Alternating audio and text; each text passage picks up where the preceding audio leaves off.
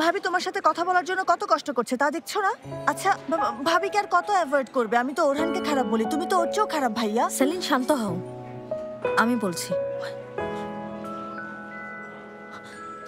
আচ্ছা তুমি যখন বলছো তাহলে যাই, চলো ফাতিক।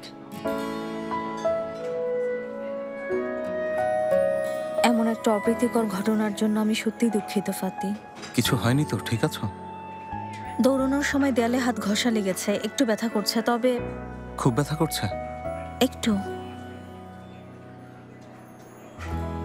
বসো এখানে।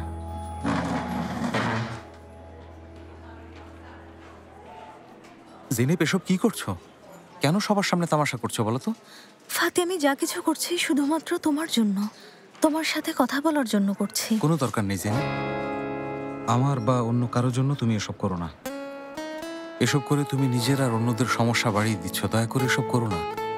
ফাতি, তুমি আমাকে নিয়ে খুব চিন্তা করো, তাই না? অবশ্যই চিন্তা করি, কারণ তোমার কিছু হয়ে গেলে নিজেকে আমার অপরাধী মনে হবে। দেখো ফাতি, আমার কিছুই হয়নি, আমি ঠিক আছি। তাই তো আমি কাকে এসব কথা বলছি? আচ্ছা তোমাকে কিছু দেখাবো। আরে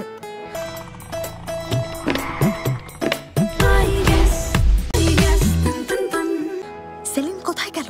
ফাইল ফাইল। কি হয়েছে? কি ব্যাপার জেনেব? কি এটা? সেলিমের বাবা তুমি ফাতি। এটাকে অফিসিয়াল করার জন্য এই ফর্মে তোমার সিগনেচার দরকার। একটা এখানে, আরেকটা এই যে এখানে করতে হবে। এটা প্রাইমারি ফর্মালিটিস। পরে তুমি খুশি হওনি? দেখো, এটা একটা কাগজের টুকরো মাত্র। হ্যাঁ ঠিক, কাগজ, তবে সেলিমের পরিচয়পত্রে তোমার নাম থাকবে। জেনেব, আমি কেন বিরক্ত হয়েছি তা তুমি হয়তো ঠিক বুঝতে পারোনি। মানে সেলিমের পরিচয়পত্রে আমার নাম থাকুক বা না থাকুক তাতে আমার কোনো কিছুই আসে যায় না, কারণ ও এমনিতেই আমার এখানে। কোথাও যদি আসলেই লেখার দরকার হয় তা তোমার মনে আর হৃদয়ে। ও আছে, লেখা আছে আমার মনে, আমার হৃদয়, আমার মাথায়, সবখানে। তাই নাকি? আর এজন্যই তুমি সবসময় আমাকে মনে করিয়ে দাও যে আমি সেলিমের বায়োলজিক্যাল বাবা নই, তাই না?